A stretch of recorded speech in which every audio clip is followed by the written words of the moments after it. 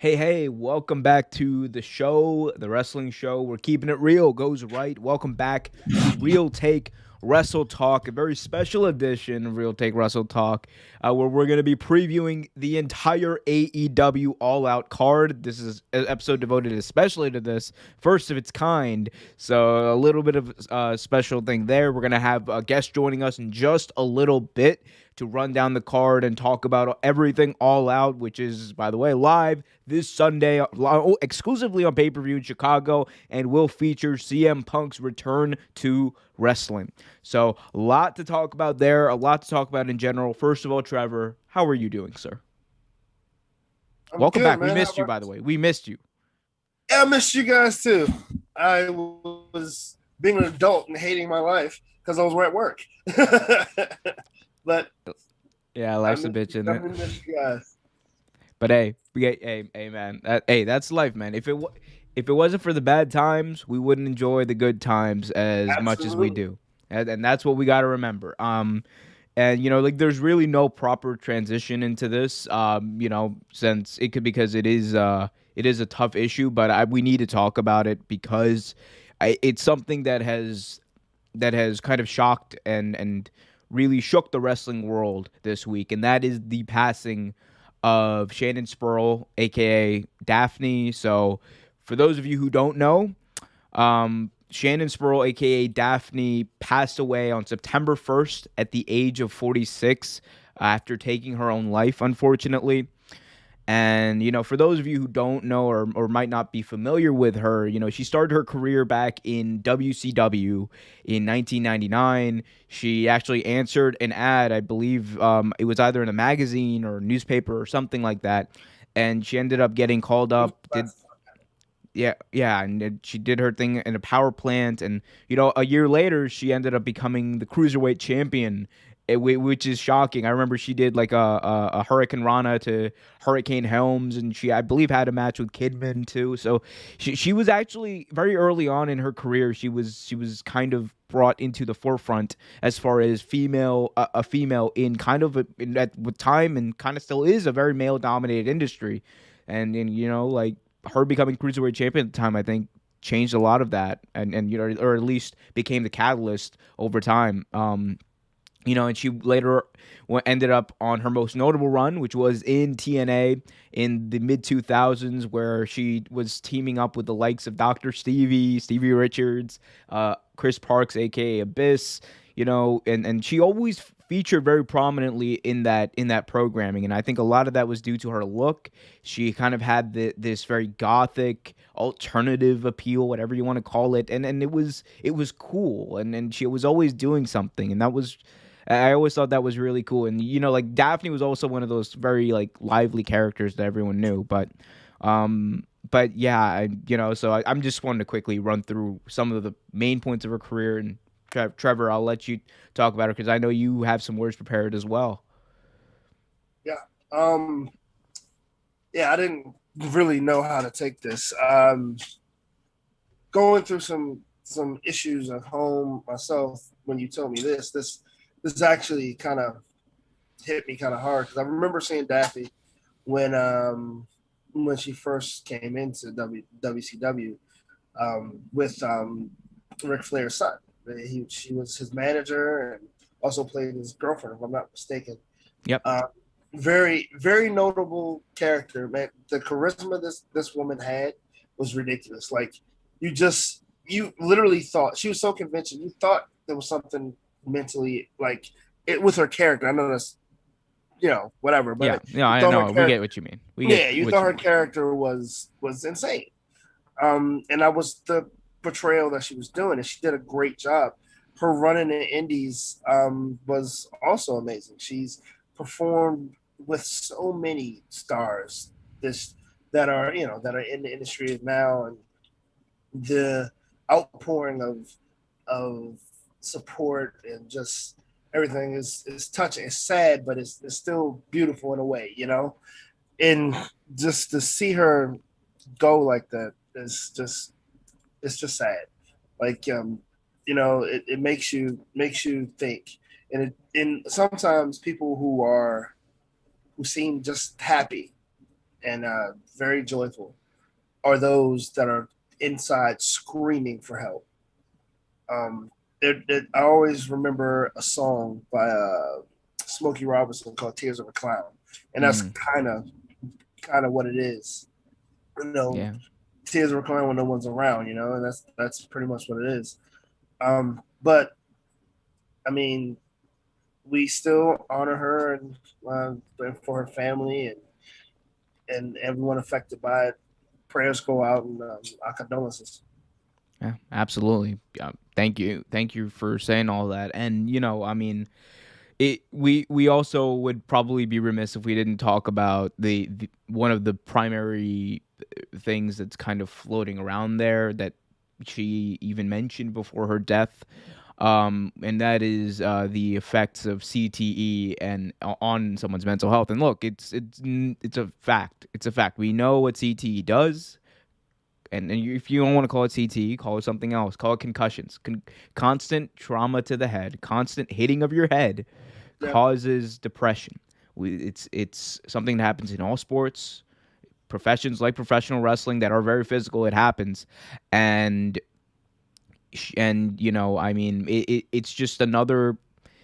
It's just another reason to be careful, and that's why one of the things and this is getting a little off topic. I won't stray too far, I promise. But so one of the things I'm kind of concerned about is the use of chair shots, and it's kind of coming back. And as much as people like to say, "Oh, we're AEW marks," that one of the things I hate about AEW is that they do a lot of chair shots, and it's not just Sean Spears does it every once in a while. We saw it on Wednesday night. We saw Big Show get a chair shot right to the head.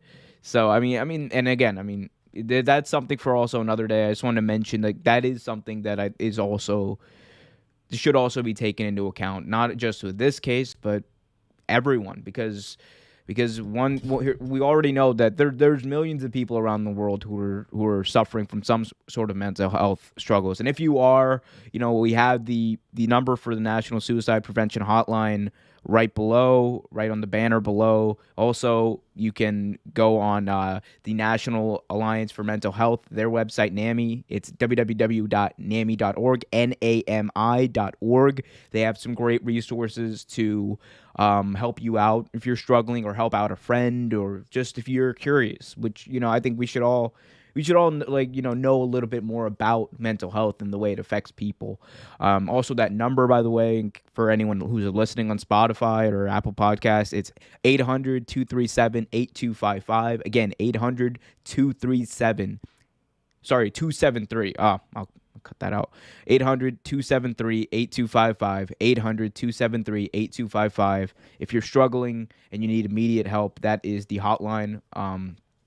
And yeah, and again, it's a very sad occurrence in pro wrestling. It's a sad day. It's a sad day, but and which and like we're gonna be talking about a lot of fun stuff. We're gonna be cracking jokes on this show, and that's life. We move on, but you have to remember, and I think it was worth talking about Daphne, because that's the thing.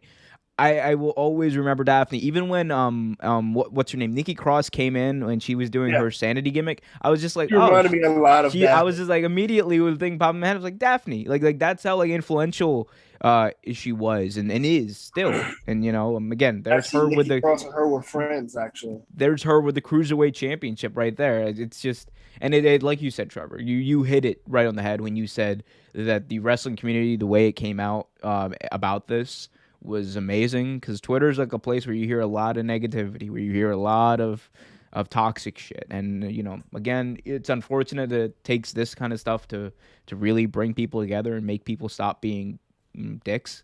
But yeah, but I was happy to see that, and I hope we could do more of it, just without tragic stuff having to happen.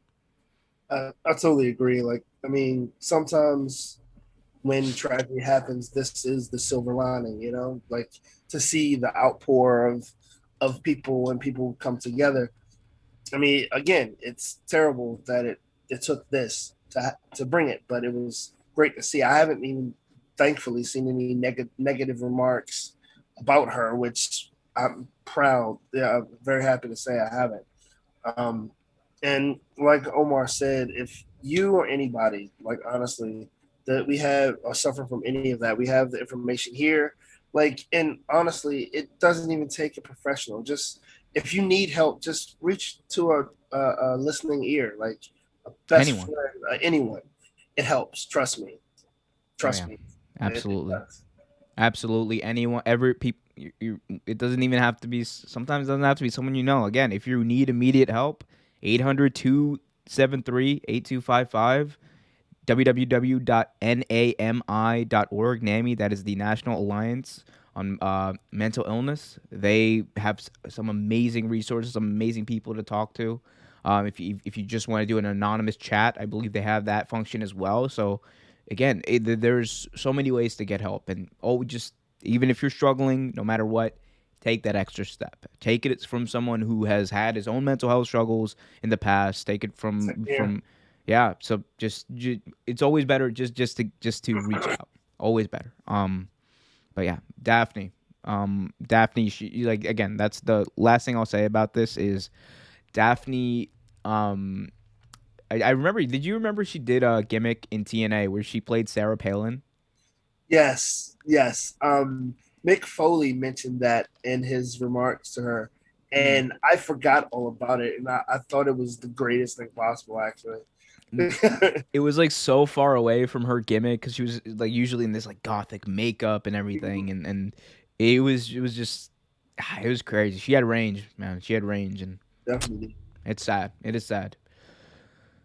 I think with that, Trevor, do you have anything else you want to say on this issue? I'm not nothing that we already said. Yeah, cool. Well, Shannon Spurl, Daphne, you will always be remembered. Our thoughts and prayers and hopes and everything go out to the family, her family, and her friends, and everyone else who was affected by this tragedy. And again, if you need help, please go out and get help. We'll be right back in 90 seconds. 90 seconds with more real take wrestle. Real take wrestle talk.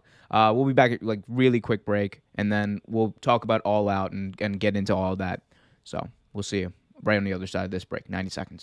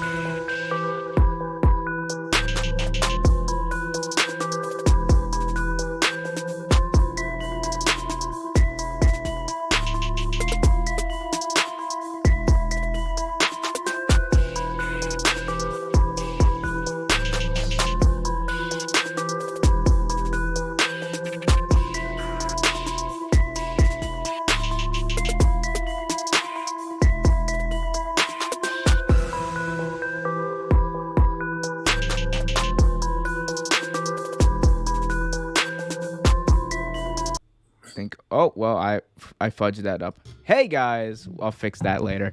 Welcome back to the stream. We're keeping it real goes right. Welcome back to Real Take Wrestle Talk, live here on YouTube with our special guest Justin from the Juggernaut Show.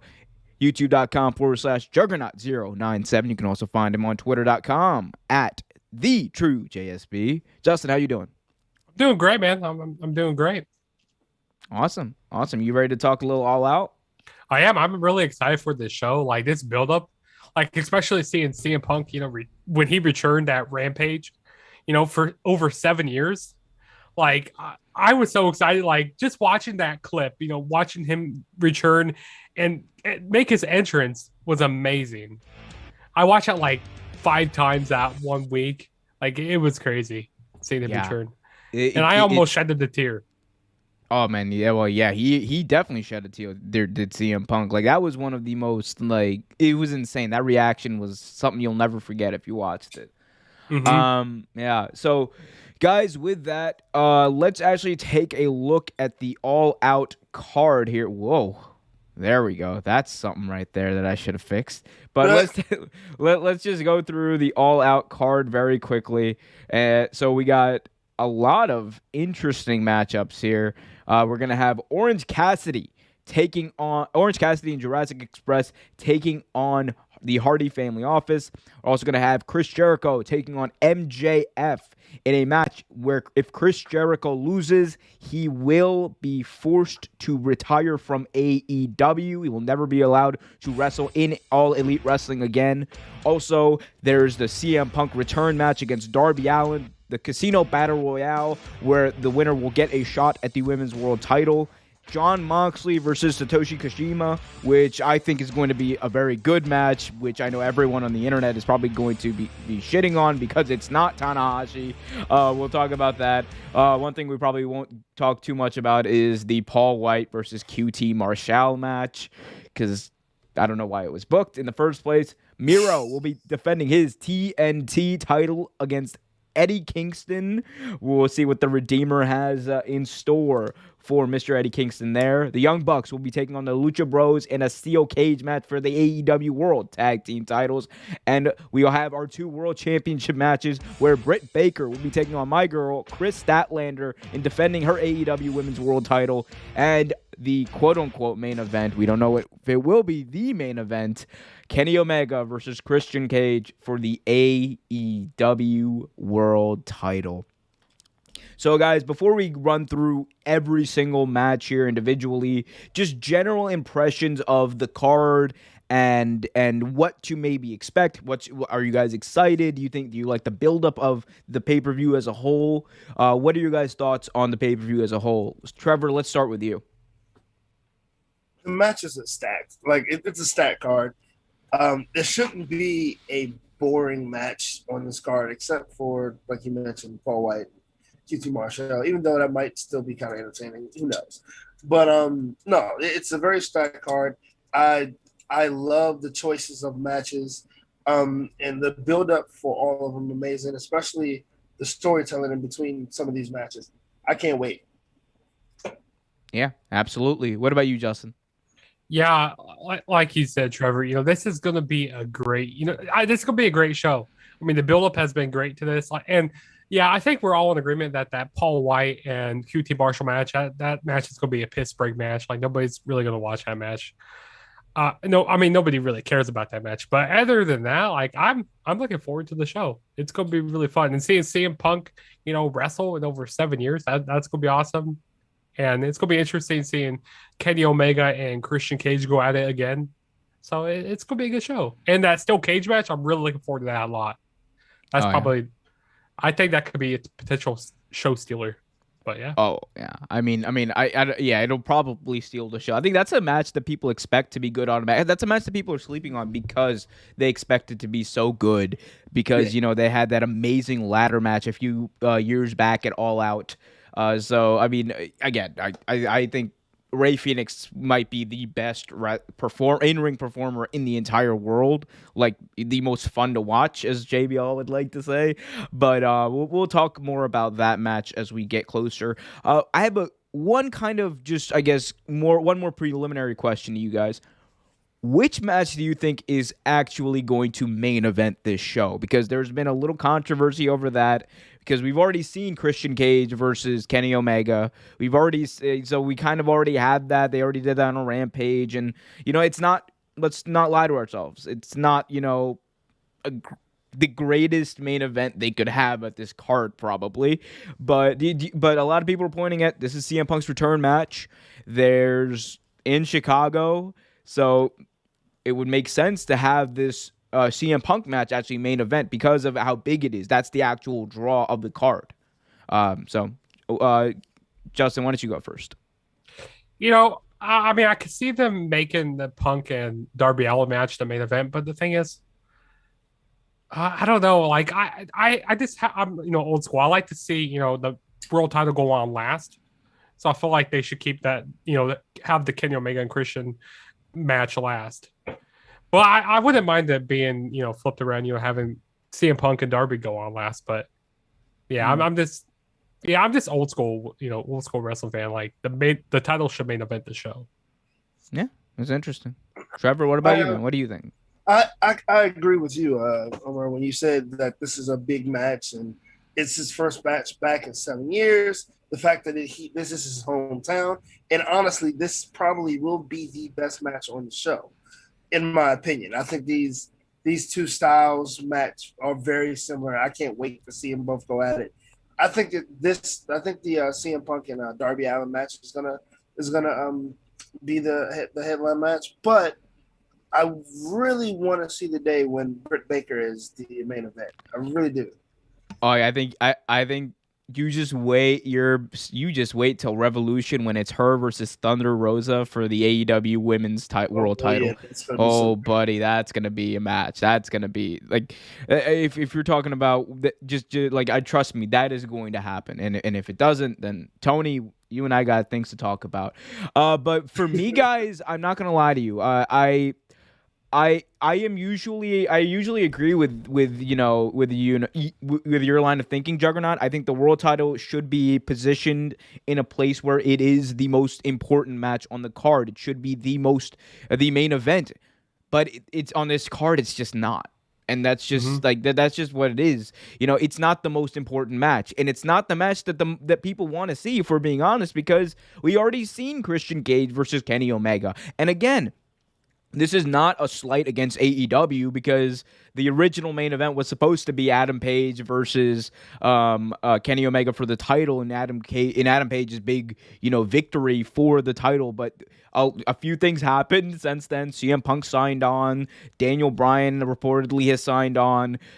Adam Page had a kid, so he's on paternity leave right now. So there were a few different factors that led to that being taken away. So I don't fault them for putting this thing together with Christian Cage. I think it has actually been kind of compelling. And I like the fact that Christian kind of cost Omega the title to make Omega look vulnerable a little bit. So there's elements to it I like, but it's just not the main draw. And I think in this city, in Chicago, CM Punk's first match, there is no bigger match.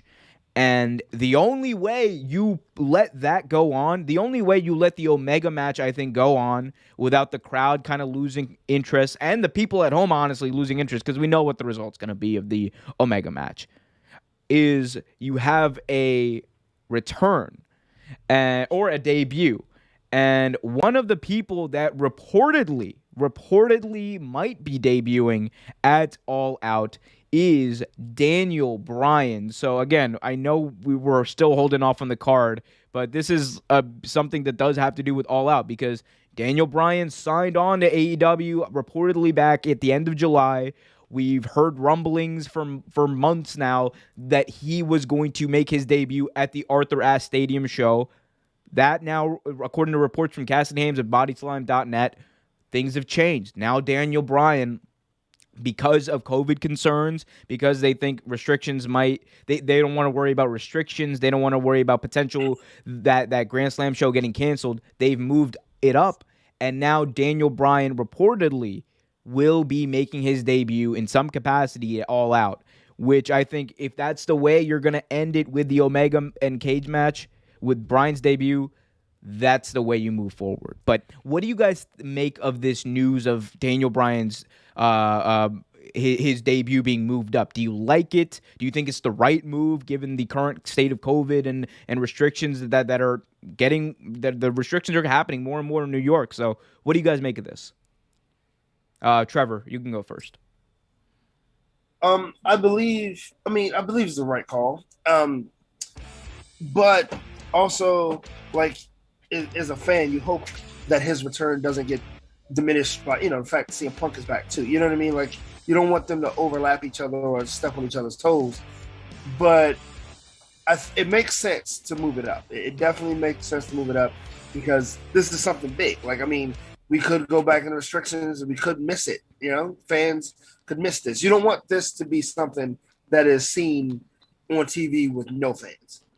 This return, just like CM Punk's return, hell, even if Adam Cole comes to AEW. Yep, the rumors about Adam Cole coming. You want that to be seen by the public. You don't want this to be behind closed doors and like a bunch of people can't be there. So it makes sense to me. Yeah. One thing I will say, Adam Cole is definitely not making his debut at All Out, and if he is, hell no, he's not. But they better not. They better not do that, dude. You gotta like at some point you gotta like layer these things out. I think you gotta let it breathe a little bit. Let Daniel Bryan's moment kind of stand on its own. Then like a month later, Grand Slam, let Adam Cole be the guy who appears, or Bray Wyatt, or whoever else is gonna be. Because apparently everyone's just going to AEW. But Justin, what about you? What do you think about this move to have Bryan debut at All Out? Yeah, I agree with both of you guys. Like, with things that are happening, with COVID and stuff, you want to see Daniel Bryan return in front of a live crowd, or debut in front of a live crowd and stuff, because it's he's a big draw. I don't know if he's as big as CM Punk, but like he's still a pretty big draw, and I think much it's bigger right. draw than who main evented WrestleMania twice. Daniel Bryan. Why did you get him started? I take my rest. Daniel Bryan is a wrestling God. Okay, I'm sorry, Justin. Continue. But no, I think it's right to have him debut at this show, and yeah, I definitely agree. Like, if that Kenny Omega and Christian match is gonna go on last, then maybe you have Daniel Bryan maybe come out at the end and confront Kenny Omega or something like that, something along the lines of that. But yeah, it's definitely right to have it's definitely right to have Daniel Bryan debut here. Yeah, so, I mean, and also about the Adam Cole stuff, like the whole Britt Baker promo this week on AEW. Like, I feel like she was kind of hinting like, there's somebody who signed the long term signed a deal with him. Like, oh, maybe she's hitting at Adam Cole. Oh, it was her though. She announced that it was her. Yeah, well, I mean, I get what you mean though. I think I like them teasing it. Yeah, but here's the thing: now that you teased it, you gotta do it. You got it. Like, it better be. If you don't, I mean, again, in AEW, they are very careful when they tease stuff. Tony Khan is very careful, so I'm assuming that there is something there. I know Adam Cole has a wonderful relationship, very obviously a wonderful relationship with the Elite, with Kenny Omega, the Young Bucks. They're very close friends, so it wouldn't surprise me if he did end up in All Elite Wrestling. I think the timing though is probably going to be a lot. Way down the line, more down the line than we think. I mean, it'll be before Full Gear, but I don't think it's gonna happen. Like I would say September 22nd. That's the biggest show that they're gonna have the entire year. Like that is what Tony Khan has been saying. Forget All Out, forget Full Gear. September 22nd, Grand Slam is going to be their WrestleMania because that's going to be probably the biggest crowd they've ever done. They're hoping to fill out at least 20,000 seats in a very special arena too, in a very special stadium at the Arthur Ashe Stadium. So there's a lot of elements there. And it's on TV. It's going to be their largest exposure. By that time, they're going to have Daniel Bryan. They're going to have CM Punk, and they're going to build it up. And they do a great job of building up shows. So it's going to be interesting to see what happens there. Guys, with that out of the way, with all this preliminary stuff out of the way, let's get right into the card. And let's begin by talking about the buy-in match, the pre-show match, whatever you guys want to call it. And And look, this is a match that was kind of put together at the last minute because of some concerns, some travel issues that happened because Pac won't be at the event, and now apparently Andrade won't have a match. But there's going to be a six-man tag team match between Orange Cassidy and Jurassic Express taking on the HFOs. So, what do you guys think about this match and kind of the combination of Orange Cassidy and Jurassic Express taking on the Hardy family office? Because Orange Cassidy's been seemingly, at odds with them since June at this point. So they're kind of extending this feud. Maybe this is the final act of this feud. But what do you guys think of this? Justin, I'll give you the first word. I think it's gonna be an alright match. I definitely expect to see Orange Cassidy and Jurassic Express go over in this match. Like, I don't mind the HFO. What's that stand for? The Hardy Hardy Family Office. The Hardy Family Office. That's correct. Yeah. See, I don't really see him winning here, so I'm going to have to give it to Orange Cassidy and Jurassic Express. Like, I don't have really much else to say on this. I mean. And I feel like, Matt Hardy's, just trying to put Orange Cassidy over here. I mean, Orange Cassidy, he's already over the way he is, with his gimmicks he does, being, very, with his kicks he does, and people, pop him for that. So, yeah, I mean, it's going to be an all right match, but yeah, I see Orange Cassidy and Jurassic Express going over here. Yeah. I mean, that gimmick, it's so good. Like, it's simple, but I love it. I love what he does there. Trevor? And also, especially with Jungle Boy, he's so over, with his theme song, people, waving their hands and, sing along to his theme song. Yeah, so it's gonna be pretty good. Absolutely. Trevor, what do you think about this match? Who wins and why? Honestly, I think like Justin said, it's pretty obvious. I think Orange Cassidy and Jurassic Express win this for a number of reasons, but mainly because at this point, Jurassic needs to be put over a little more since they lost against, they lost against Lucha Brothers recently. I think this, they put them over, and like Justin said, probably puts a cap on this feud for now. I got a pair of Jurassic marks over here saying that Jurassic Express and Orange Cassidy are going to win. Hell no, man. Bro, I don't get why people don't highlight the work that Matt Hardy has done. He's doing a lot of work. Matt Hardy, he is working his ass off trying to get fucking Private Party and the Butcher and the Blade over. Do you know how difficult that is? All right, to get those. He have what's it? The Bunny. Yeah. He has to get all of these people, all of these losers over. All right, he has to get all of these losers over. And what is he taking for that?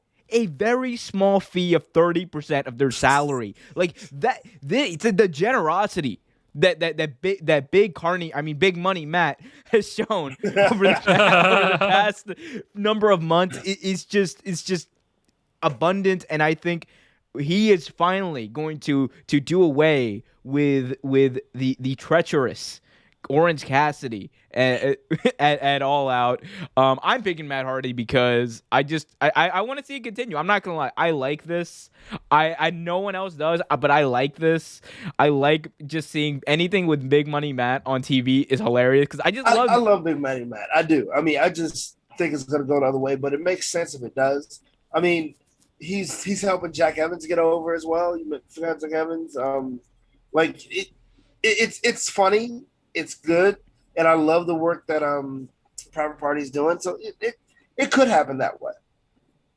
Yeah, I actually can also see them, Matt Hardy's team winning as well because this past week on AEW when Orange Cassidy rolled up Jack Evans like really quick, it was like during picture in picture, and like he got rolled up, and then then Orange Cassidy got attacked by the rest of the Hardy business and all them. So I actually can see it going both ways, but like I said, I'm just more on the hype train with Orange Cassidy and Jurassic Express. Jurassic Marks, like I said. And you guys should become Jurassic Marks too if you're watching this. Be sure to hit that like button, subscribe, hit that notification bell so you get notified whenever a new video is released. It's going to be a fun weekend, and the primary reason it's going to be a fun weekend, and the primary reason anyone's ordering this pay-per-view, if we're being honest, is CM Punk. CM Punk will make his All Elite Wrestling in-ring debut against Darby Allin. He will wrestle for the first time in a wrestling ring since 2014, aside from one run-in under a mask, allegedly. But his first real match since 2014, and it will be against Darby Allin this Sunday, live on pay-per-view at AEW All Out. CM Punk made his debut, as we remember, for All Out, doing a promo at the United Center show back in August, and a lot of people are looking forward to this, and a lot of people are looking to see what does CM Punk have left in the tank, and what is he going to be just 7 years after being a full-time in-ring performer. So with that, Trevor, what should we expect from CM Punk on Sunday night in this match? I would say his very best. I mean, because, that's just how he is. I think you're going to see a lot. One thing I think you're going to see of Punk, I think his style is going to change slightly because he is older since the last time he did get in the ring. I think his style is going to transform, if you will, like mutate a little bit, change. But I could even see him be more of a grappler now, since the UFC doing a lot more submissions and things like that. I think, of course, I still think you're going to see the striking. I think you're going to still see the quickness that he does have. But I would not be surprised if he turned almost 70% technical. Yeah, I could see that. What about you, Justin? Yeah, I definitely agree with you, Trevor. Like, his style is definitely going to change because, like you said, he's much older. He's not, it's not like back when he was in WWE and stuff. So he can't do all of his crazy high flying stuff or do anything like that.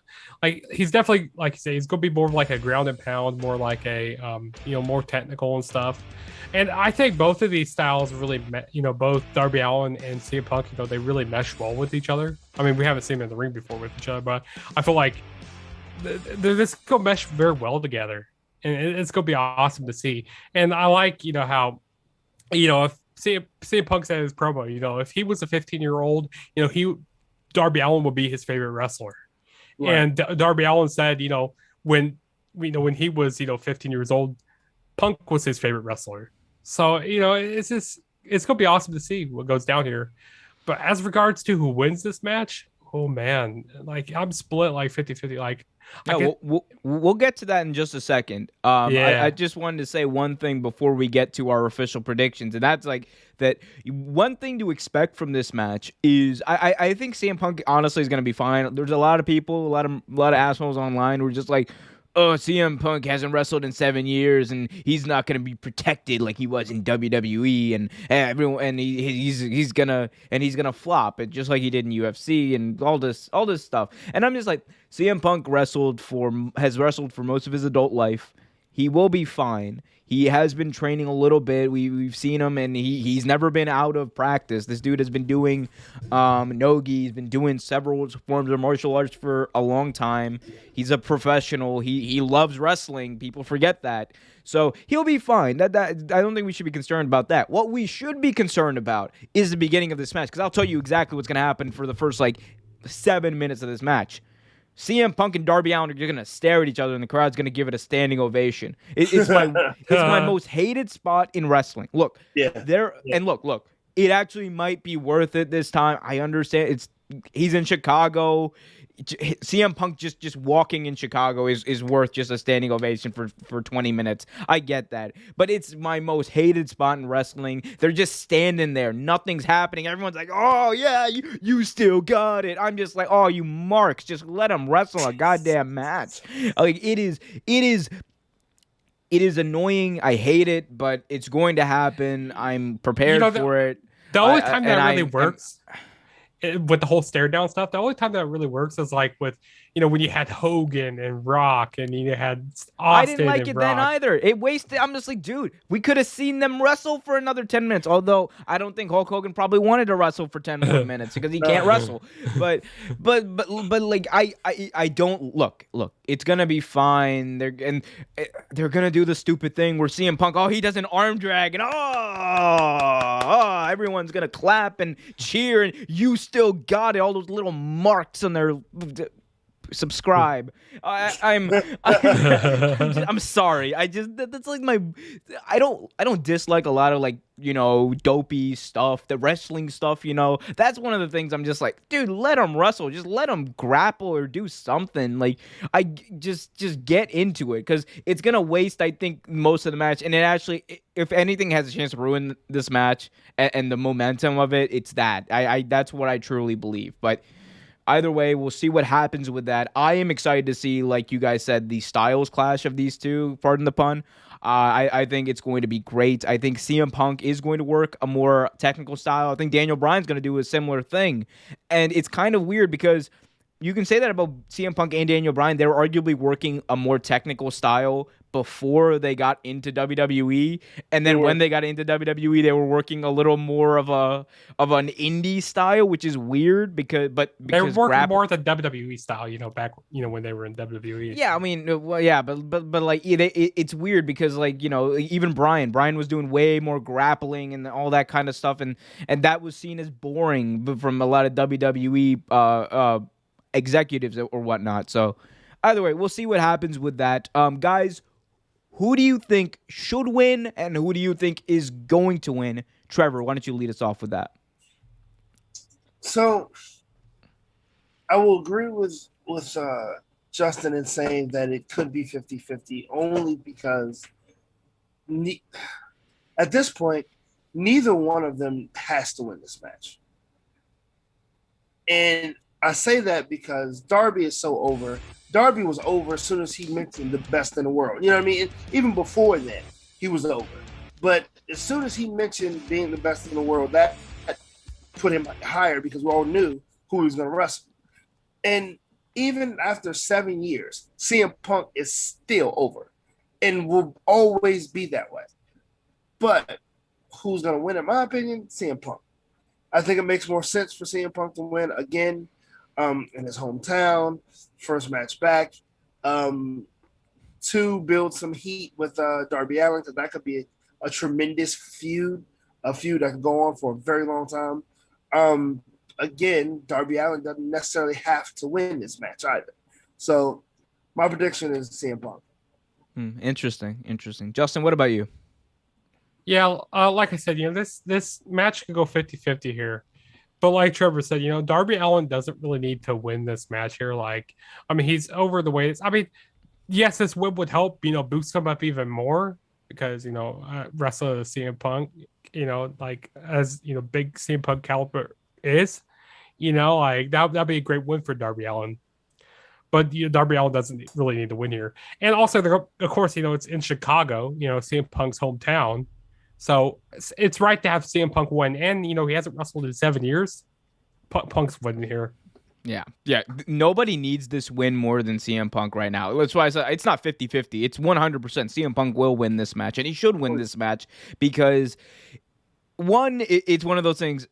If you put this match in like the middle of the card, right, and CM Punk loses, that crowd's going to just shit on the entire show, for being honest. And if you put it at the main event, that crowd's gonna shit on the end of the show, and it's like also like there's a way to make Darby win, like if they go have like an hour-long classic match, but I don't know if you can bet on that right off the bat with CM Punk. So, and look, CM Punk does need it more if he's going to be wrestling more often. If he's going to be wrestling consistently, CM Punk needs to come in and win. And Darby Allin is someone who he can win against because they're both over already.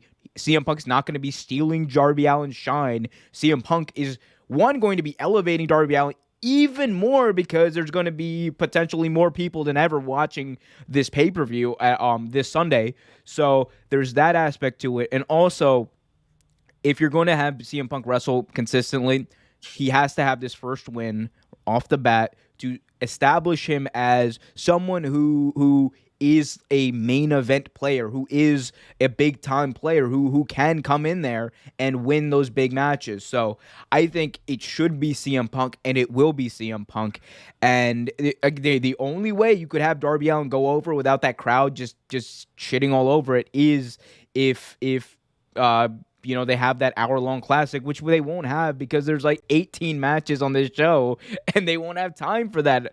But again, my closing thought though on this match is it is by far the most interesting match on this show, and it is by far going to be the most talked about match, regardless of who wins, regardless of when it goes on. All Out, the one big thing we'll be talking about from All Out is going to be CM Punk's return to wrestling, and that's something I think we can all agree on. Absolutely. All right, so one other thing that I think we can all agree on is that you guys should hit that like button, subscribe, and hit that notification bell so you get notified whenever a new video is released. Also, subscribe to Justin's channel, youtube.com/Juggernaut097. Again, Juggernaut097 for Justin's channel. So let's continue this. Let's keep it going and talk about... I'm sorry. What's next? Oh, here we go. I'm sorry. I'm a mess today, guys. I apologize. Let's talk about the Casino Battle Royale. So this Sunday, there will be a Casino Battle Royale match with a world title opportunity on the line as... I believe 18 women. I'm not sure exactly how many people are in this Casino Battle Royale. There's a lot. We have the likes of Nyla Rose. We have the likes of the returning Anna Jay, Riho, many, many others in this Casino Battle Royale to determine the number one contender for the AEW Women's World title, who will be taking on the good Dr. Britt Baker. There's a lot of talk about this match for some very good reasons. Yes. There's a lot because with every Casino Battle Royale, we are guaranteed the Joker card. We are guaranteed at least one debut per Battle Royal. And a lot of people believe that it could be one Ruby Soho. So a lot of stuff to talk about here. Guys, right off the bat, let's just get this out of the way. Who do you guys think is going to be the Joker in this match, and why is it Ruby Soho? Justin, you can take it. Oh man, yeah, I definitely think that Joker is going to be Ruby Soho. Because after her being released from WWE, like I feel like that's one of the right decisions to go with. That'd be funny if Chelsea Green would come over here to AEW. That'd be funny if she was the Joker. But she's over there in Impact though right now. But yeah, I feel like Ruby Soho is the right person to be the Joker. Mm-hmm. Yeah. Trevor? I mean, she's been doing promos for the past few weeks, few months actually. And it leads to like that might be the case. That she's going back to action, and she probably will go back in action in the Casino Battle Royale.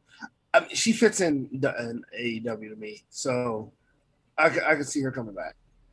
Yeah, and as far as what her potential debut would mean for AEW, the AEW women's division, as good as it already is, it needs this kind of kick in the ass.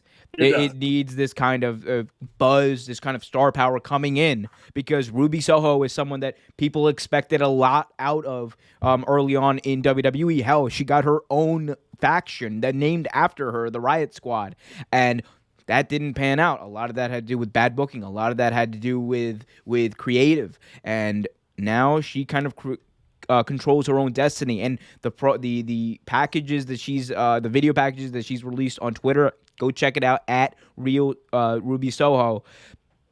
Packages, the video packages are amazing because they've got amazing songs. She's got the band Rancid gave her the name Ruby Soho after their famous song. So she's got connections. She's over, and people want to see her. And I think that this is the only person it can be. And the fact that she came out with her latest one where she confirmed the name change to Ruby Soho and everything, I think it happened this week. I think the timing is no coincidence. She's going to be the Joker, and it's going to be interesting to see if she wins it because she's someone who you would probably want to build up a little more, if, for a title match with Britt Baker down the line or a title match with whoever down the line. So it's going to be interesting. But with that being said, who do you guys think is going to win the Casino Battle Royale? There's a lot of names out there. Thunder Rosa as well, Nyla Rose, like I mentioned.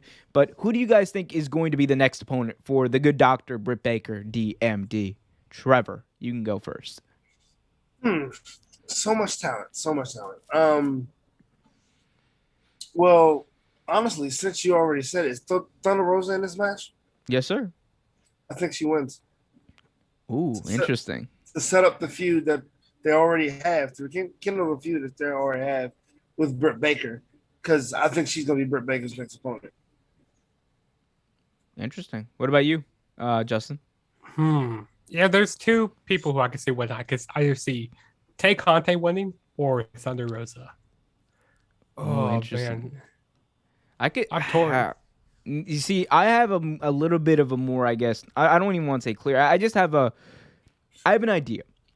And for me, it's I think you're right about someone in the Dark Order is going to win, but I don't think it's going to be Ty Conti. I think it's going to be Anna Jay, the returning Anna Jay. Yeah. She made a return. Yeah. I think that's the perfect person that is kind of enough of a surprise to win, but a surprise that you can believe. So it's not going to piss people off. And I don't think Ruby Soho, as good as she is going to win right off the bat. Yeah. I think you save that for down the line. Or maybe you don't. Who knows? But I would have Anna Jay go over because, one, she kind of needs that spotlight on her as she's returning to get people talking about her. Her having a match with Dr. Britt Baker will elevate her as well and hopefully elevate the Dark Order, as she's likely going to have a more prominent role as there's rumors that she's going to be the leader moving forward of the Dark Order and bring that group back together as it's splintering. So I think it should be Anna Jay, and I think it will be Anna Jay because that's the one person I could see, because they've already done Nyla Rose versus Britt Baker, and and AEW doesn't do rematches that often like that.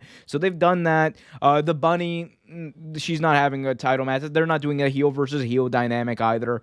So Thunder Rosa too, I think that's a match you kind of hold off on for not even at Full Gear, but you wait till I think Revolution because you want Britt Baker to hold this title. She is by far the biggest female star in this company, the biggest female star outside of WWE. Like it is, her as champion means so much for this company. So I don't think you end that reign yet, and I don't think you have that match with Thunder Rosa just yet. I think you wait it out till Revolution, and you let her have her long reign, kind of like Chris Jericho did when he was the inaugural AEW World Champion. And even going into that match, you were like, everyone likes Jon Moxley, but is Jon Moxley going to win? Is Thunder Rosa going to win? I think you kind of leave that dynamic out there and let it play out, and let her establish herself as an unbeatable champion. I agree. That's what I think. Yeah, pay me, Tony Khan. Please, please, please. Patreon.com/Real Hire us as bookers. Hire me as a booker, but you two Jurassic Marks can't even tell good storytelling from bad, sir. But yeah, no, I think it's gonna be great. Anything else on this match, guys? No. All right. Cool. Let's continue on and talk about another marquee match on this pay-per-view, and that is the sixth labor of Jericho, I guess you can call it. I don't know what we're calling it, but potentially Chris Jericho's AEW retirement match. Let's get into it. Chris Jericho will be taking on MJF live this Sunday at AEW All Out in a match where if Chris Jericho loses, he will never be able to wrestle for AEW ever again, and a match in which if MJF wins, he will get to say for the rest of his career that he was the one to finally put an end to the career of Chris Jericho. We saw how the 5 labors of Jericho played out and how MJF put Chris Jericho through the ringer and made him go through literally 4 stages of hell, and then would end up in a match with him only to have Chris Jericho tap out to MJF. And Chris Jericho was desperate enough to have to actually call out MJF and put his career on the line in this manner. What do you guys think about the build to this match and the way it's kind of been planned out and the way it's turned out to leading up to this final, I guess, encounter between these two? Justin. I think it's the buildup has been really good. I'm happy, they haven't really had like much like physical like contact with each other, saving it for like the pay-per-view and stuff. So that's pretty good. I've been liking the promos that they've been going back and forth with each other. And especially this past week on AEW, that was a great promo by, Chris Jericho, So it's gonna be a really good match. I'm looking forward to it. I'm looking forward to this match a lot. Trevor? Same here. I think it's gonna be a great match. They bring out the best each other in the ring. Honestly, they really complement each other very well. I don't know the status of Jericho's career, whether he's ready to hang him up or what he's ready to do, but I don't think you let MJF do it. Really? Why do you say that? Why do you say that? Not Why right do you say now. that? Not right now. Sorry. I'm curious. Why do you say not right now? Maybe he's done everything he could possibly do in wrestling. I mean, the man's been wrestling for years, but I still think that this particular story could be dragged a little more, done a little differently. But I think at this point, it is getting to, I think the closing curtain. I believe. I think it's getting a little too much. But the perfect person to close him out, if he was going to go out, would be MJF, because he's already the despicable heel. You want to make him like the worst heel in the world. This would be it. But I just don't see it happening right now. Oh, I think you and I are on different wavelengths on this, man. But it's good because we can talk about it. Exactly. So for me, I think that this has to be Chris Jericho's last match. You don't put that stipulation on the line, especially after MJF has beaten him twice, just to have Chris Jericho beat MJF again. Which again, it's nothing against Chris Jericho. It's just no. It's just the stipulation is so big, he has to lose, and it's against MJF. Think about what this would mean for MJF too. This stipulation. Think about what it would mean for MJF to be the guy who gets to say for the next 10, 15 years, I'm the one who retired Chris Jericho. Chris Jericho's career is over because of me. Imagine the heat. Imagine what those promos would be like, the dynamite afterwards.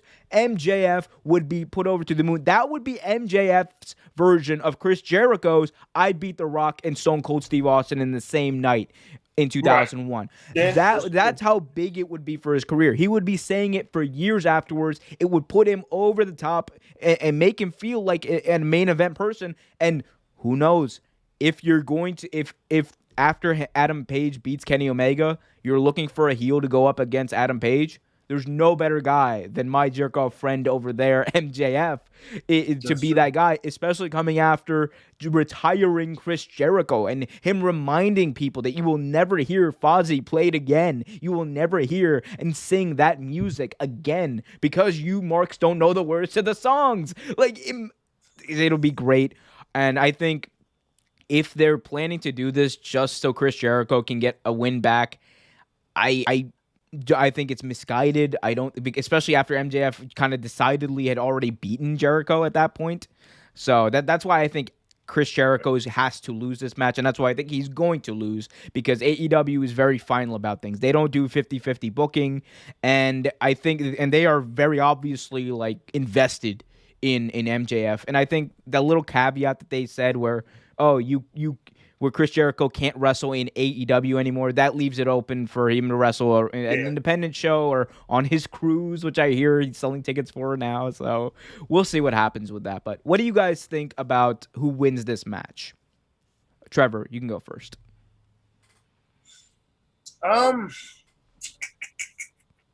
Give me that prediction. Like who do I think wins?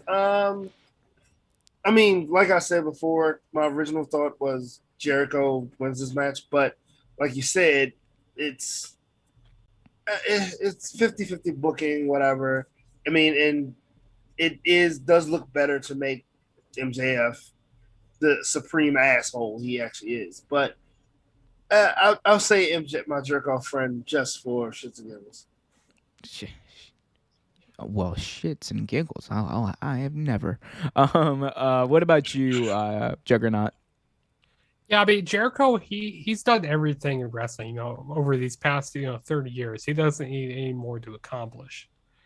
And like you said, in AEW, they put a stipulation on something. Like they say, oh, they can't go after the title anymore. They can't wrestle for a title anymore, or they have to retire. With the whole thing with Cody Rhodes when he couldn't go after the world title, he hasn't had a world title match. So AEW is really good at sticking to their promises and kind of like being what's the word I'm trying to say? They're being yeah, they're good at sticking to being consistent. There we go. That's a good word. Absolutely. So, and I see MJF winning here. I definitely see him winning. And this will put him on like a whole other stratosphere, because I definitely agree with what you said. This would be like compared to when Jericho beat Stone Cold in the Rock. Yes, Stone Cold in the Rock in one night. Yeah, man. What show was that again? That was Survivor Series 1990 or 2001. Survivor Series 2001. Was it Survivor Series? I thought it was a different show. Was it? I'm pretty sure it was Survivor Series, right? I thought it was like I believe it was. All right. I mean, you continue your point. I'll look it up. Yeah, but I definitely see MJF win here. Like it's gonna be an awesome match, and both these guys really complement each other like very well. So it's gonna be good. And that'd be a great, person to go after the world title next, because you go like, hey, I beat Jericho, he can go after the world title. So yeah, Vengeance 2001, by the way. Vengeance, yes, Vengeance. Yeah, I have that DVD, and I was like, it was like Survivor Series. That's when they had that big, alliance. Yeah, that was the. Oh my God, when the alliance got, that was. Yeah. Oof. Oh, we gotta talk about the invasion one day, boys. But I think we're all on the same page here. MJF needs this probably the most. Although Trevor said with shits and giggles, which again, shits and giggles. Kamehame, go fuck yourself. In the words of MJF, greatest cameo I've ever seen. That was the greatest thing ever. It was great. I needed that. I need MJF making fun of DBZ in my life. Let's move on, guys, and talk about Jon Moxley's big match at All Out this Sunday, and let's talk about who it's not against. So Jon Moxley this Sunday will be taking on Satoshi Kojima, a legend in New Japan, a former two-time New Japan World Heavyweight Champion. He also held the tag team titles a few times with Hiroshi Tenzin. So these guys, look. I want to make this clear. Kojima has been in the business for 30 years. He's a legend. Watching him wrestle is going to be amazing, especially with someone like Jon Moxley. They wrestle a very, I think, compatible style. It's going to be a great match. So I want to get that out of the way before we completely shit on this entire match and talk about why it's not Tanahashi. So, guys, I wanna kind of talk about this. So, what do you guys think about Kojima being Moxley's opponent, especially after they teased Tanahashi for weeks and Moxley cut a promo on Tanahashi on Dynamite and called him out? What do you guys think about this? Is it underwhelming or what? Trevor? It's underwhelming to a degree. I mean, again, like you said, taking nothing away from Kojima, but it could also be a setup for a bigger match too.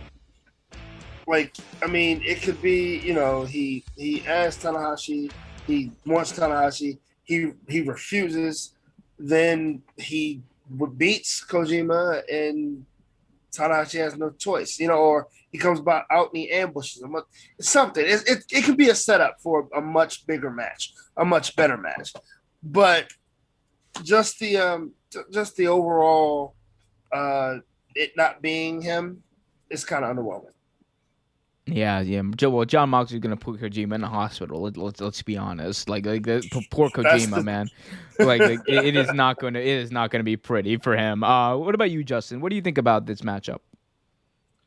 Yeah, I wish it was Tanahashi in this match. Because like you guys said, Jon Moxley, calling him out, but him, them putting Kojima in this. I mean, Kojima has been in a couple of different companies these past few months and stuff. Because he was in Impact a while back and stuff.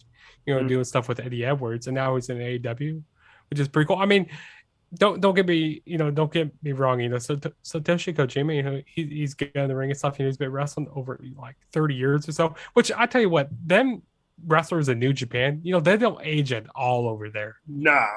They don't age at all. I mean, you could be 60 years old and still be wrestling. And you still look the same. I mean, Curry was still wrestling like maybe 4 or 5 years ago. I don't think he is now, but he was still wrestling like not too long ago. Great Muta main evented Bound for Glory like what was it, like 4 or 5 years ago? It was like yeah. Yeah. So I feel like those New Japan wrestlers, they don't age at all. And this is gonna be a very hard hitting very strong style type of match. Yeah. And John Moxley, has experience, wrestling, Japanese wrestlers, being over, he was, IWGP US champion for a while. So, he has some experience with this. Yeah, I think the timing of this kind of sucks too, because I get like there are probably travel issues or what have you with Tanahashi, so that's why they probably couldn't bring him in, and that's fine. And they left the door open. They're kind of making it look like Tanahashi's ducking him, and that's the whole storyline that Moxley even pointed out before in his promo, that Tanahashi, you've been ducking me for too long. So maybe this is a way to build it up, and indirectly. So that being said, I think that it's kind of sad that like Will Ospreay caught COVID, and then there's a few other people in New Japan who probably would have been able to wrestle this match that got COVID, because as much as Kojima is great, and as great as he is, the dude was jobbing out to Diener just a few months ago in Impact, and it is not a good look, man. It is like everyone knows Kojima is probably going to do the job to Moxley here, and it's going to be a hard-hitting match. It's going to be fun. It could even steal the show. I'm telling you that crowd probably is not prepared for what it's going to experience seeing Satoshi Kojima, because John Moxley, he doesn't play around. If he is going to work with Kojima-san, and they are going to have a great match. But all that being said, it's not Tanahashi, and that's the kind of thing that kind of sucks. You would want him to be at All Out. Maybe he'll be at Full Gear. We'll see in the future. But with that being said, guys, John, I think we're all in agreement. We don't need to really talk about it more. John Moxley wins, right? Yeah, John Moxley. Yeah. Yeah, Mm-hmm. yeah. John Moxley wins. I think that's a safe bet. And I don't even know. Do people bet on wrestling? Is that a thing? Because they do with WWE. They do like the what's it? FanDuel, or no, not FanDuel. What is it? Like I always see it promoted. I can't remember. Is it DraftKings or the DraftKings? Yeah. Yeah. What a bunch of marks. Right? Betting on wrestling? It's a work, guys. Chill out. I actually did that. I actually did that once before this to see, going, hey, maybe I'll get some money here. It was like, I don't remember what show it was for. Maybe it was for I think it was for WrestleMania. Maybe. I know what I'll do. That for? When Finn Balor takes on Roman Reigns at Extreme Rules, I'll put down like $15,000 so I can win $15, because that's probably what the fucking margins are on there. Speaking of which, something that's not going to draw money, Paul White will be taking on QT Marshall at AEW All Out this weekend, guys. We're not going to spend too much time on this. My only question to both of you is, who cares? No one. Paul White wins. Juggernaut? Paul White wins. I feel like QT Marshall should win, but who cares? QT Marshall is like the ultimate jobber for AEW. Pretty much, job for everyone. But you can't have Paul White win, especially if you're trying to or lose to the QT Marshall, especially if like you're kind of still pulling for that match between Big Show or Paul White and Shaq in the future. I'm pretty sure QT Marshall would lose against a Mop. Dude, I think there's probably video footage of him losing against a Mop. The only interesting he'd probably lose to a pencil. He'd lose to wrestle a pencil. The only interesting note from this feud that I can think of is we officially saw the end of the longest running alliance in wrestling for a time, the alliance of the Shoguns, as Billy Gunn turned heel on Dynamite. in a segment that nobody needed to see, hilarious. a Yeah, I saw segment that nobody asked for, and a segment that somebody probably could have gotten over on, but nobody did. Uh, Good Ah, job. yeah. Good luck. Good luck to both of you. Again, I like QT Marshall. He never has a bad match. It's gonna Oh, be yeah. it. I like Paul White too, but is what it is. I'm gonna be taking a piss. Maybe something else, depending on how long this match is. If it's anything over like 2 minutes, it's an abomination for wrestling. Anyway, you know what's not an abomination of wrestling? This channel. So support this channel by hitting that like button, subscribing, and hitting that notification bell so you get notified whenever a new video is released. Guys, we're finally in the home stretch of this card. We are finally in the championship matches for AEW All Out. And our first one that we're going to talk about is going to be for the AEW TNT champion, where the Redeemer, God's favorite champion, Miro, will be defending his TNT title against Eddie Kingston in a match that has been built up for the past few weeks by Miro just talking about how hot his wife is and how Eddie Kingston was the original sinner, the original sinner who got into AEW off of no merit, and how he is going to redeem that sin in Miro is going to redeem that sin against Eddie Kingston and All Out. I think the promos have been amazing. Eddie Kingston has been great. Miro has been great, and I'm excited to see what this match is going to be, because Eddie Kingston also mentioned in his promos that it's something we already know. Miro is weak as far against the DDT. That's canon. We know that. So they might play that up a little bit. But again, I'm just excited to see Miro in action on this stage. Justin, what do you think about this match, and who wins and why? I could see Eddie Kingston winning, but I think it's too early to take the title off of Miro here. Like, I don't feel. When did Miro win the title? He won it back at It was a few months ago where he won it back. He won it back in he won it back in May at Dynamite against Darby Allin. That's right. Yeah, I feel like he only had it like for a couple months now. I don't know. I feel like he hasn't been defending the title that much. Like doing like open challenges.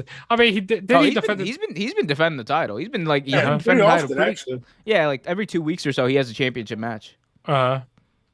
I just feel like sometimes I miss Miro and stuff on TV. Like wait, he defended the title there? Like because he's squashing Fuego del Sol every 2 weeks. Fuego del Sol, yeah, Or Lee Johnson, who by the way is gonna get squashed in like what, an hour from now by Alistair. Sorry, not Alistair. Malachi, not Alistair Black. But yeah. So who do you got? I got Miro winning here. He's gonna take the title. Yeah. What about you, Trev? What do you think about this match? Pretty much same thing. I think the work that Eddie Kingston is doing is actually pretty good, and that hurts me to say. But I love how the longest running feud in AEW history is between you and Eddie Kingston, which predates the founding of that company.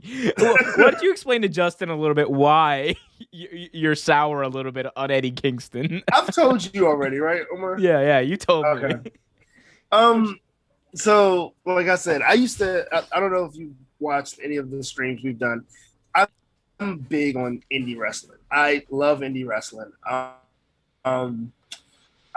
used to go to a couple of different shows. I forget Cara. I don't know. It was either Cara or ROH. I don't remember exactly which one it was, but it was one indie. It was an indie show, and it was when Eddie Kingston was with that faction. He was with. I can't think of the name of it right now, and he was wrestling a abysmal match with against another tag team. I want to say it was it the Briscoe brothers? I think it was. I don't know.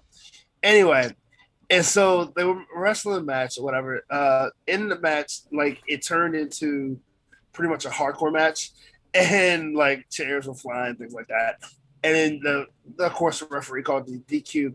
And so me and my buddy are heckling people. And Eddie overheard something that I said, and I think I called him and his boy. I called him an overweight Fat Joe, which is actually an oxymoron. And, You're in. Wait. You called him an. Wait, hold on. I don't remember this part. You called him an overweight Fat Joe. Fat Joe's already like overweight. I know that was the joke. That's fucked up. That's fucked up. It was very fucked up. So what you're telling me is you're the heel in this situation. You're the heel. Yes, kind of. And so him and his boy or whatever, because like we talked to him before too, but anyway. But so him and his boy turned around, got mad or whatever, and then like literally tried to fight me and my friend. Not a confrontational guy. I like fighting. and so it broke down, and then the cops came and broke it up, whatever. What the and hell? the fight didn't start, but the cops came and stopped it before it could start. Funny.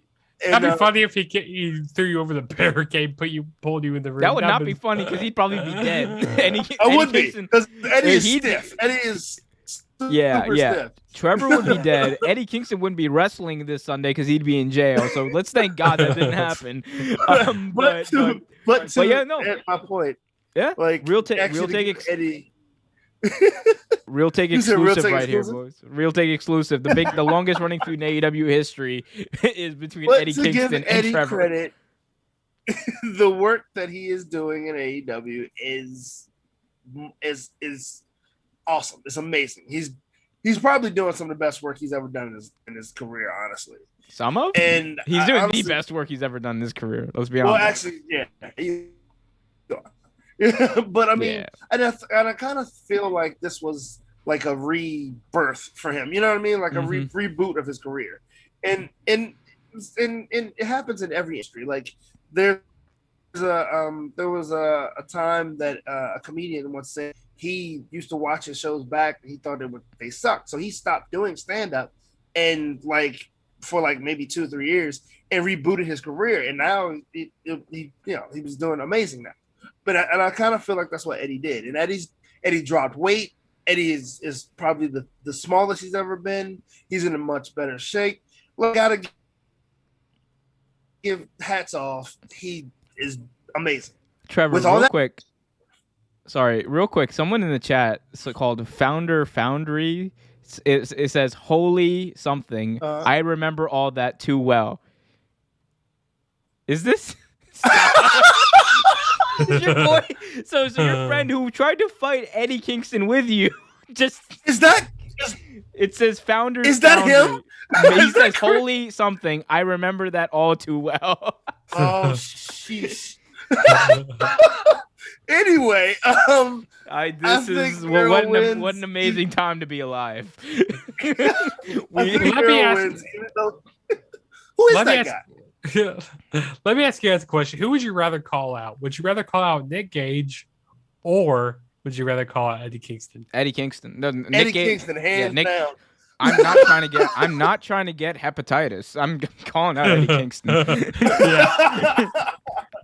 Exactly. Here's the thing. Eddie Kingston he'll open me up the hard way. Like he'll punch me. Nick Gage will cut me. I'm not trying to come bring out the pizza cutter by that dirty ass disease-filled pizza cutter that he carries around. Founders Foundry, by the way, also says front row ROH. Oh, that's Chris. What's up, Chris? What a time to be alive, Chris. Welcome to the show, by the way. If you haven't already, if you want to if you look forward to more funny stories of Trevor trying to fight famous wrestlers at indie shows from 10 years ago, be sure to hit that like button, subscribe, and hit that notification bell so you get notified whenever a new video is released. Oh, Jesus. Oh my God! I was stone cold sober, by the way, too. Just to let you know. What a guy! What a guy! Last thing about this, and then we'll move on to the next match. Founders Foundry in the chat says "'Tis I, brother. It's me. Take no prisoners. ROH." It was Kingston versus Jigsaw in a dark match. Yes, there we go. Unreal that Eddie has climbed so far up. It is unreal. It is unreal for anyone. Crazy. Like I remember, I saw Eddie Kingston for the first time. I think he was like in TNA for a while. Like that was my first exposure for Eddie Kingston. And like so seeing him and he carried, dude, that feud with him and Mox, like it was amazing. Those promos, It really was. like some of the best promos of the entire year of 2020. Like so, big ups to him.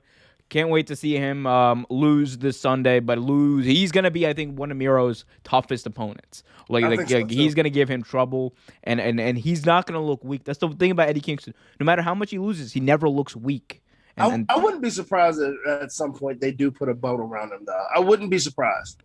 Oh yeah, they'll put like I mean, him and Mox will probably have a run with a tag belt at some point.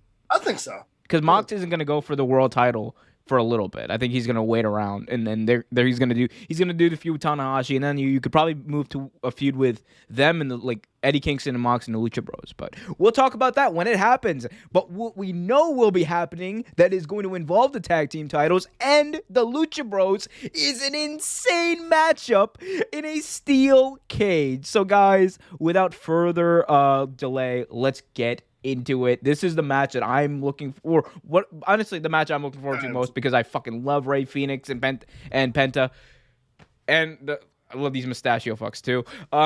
The Young Bucks will be taking on the Lucha Bros in a steel cage match for the AEW World Tag Team titles. This is a rematch of their 2019 Classic at All Out, their ladder match that was amazing.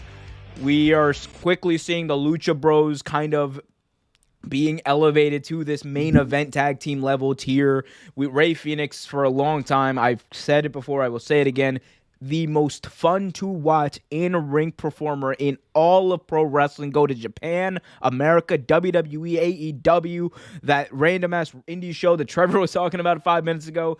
Rey Fenix trumps all of them as an in-ring performer, and I cannot wait to see what they do in a steel cage to keep out all the outside interference. We saw at Dynamite just this past week that the Elite actually enclosed the Lucha Bros and Christian Cage in the steel cage to get that over and get how no one can get in over, and their heelness, obviously, in case this isn't evident enough. But it's going to be a great match. What do you guys think about the build of this match, and what do you expect from it? Juggernaut, I'll let you go first.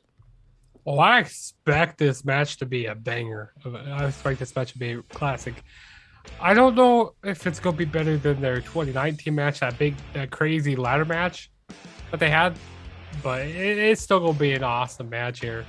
And the build's been pretty good. It's basically built off of a whole tournament that they were doing, which I like the tournaments that AEW does here. It's pretty good stuff here.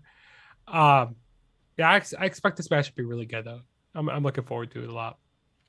Trevor, what about you? What do you expect in some crazy spot where Rey Fenix does a swirling 350 fucking swanton superplex off the top rope? I want to see Canadian Destroyer off the top of the cage. I don't want to see that. Someone is going to break their neck. I don't want to see that. That cage is much higher than the WWE cage, guys. Yeah, that is not. It actually is a lot higher than I expected. That is like almost as high. That's actually almost as high as the old Hell in a Cell. Actually, I think it might be. It's just on like shy of what that old Hell in a Cell used to be. Yeah. Like as far as height, because it's much higher than a regular WWE steel cage. Like that thing is gargantuan. Cody Rhodes, it's pretty high.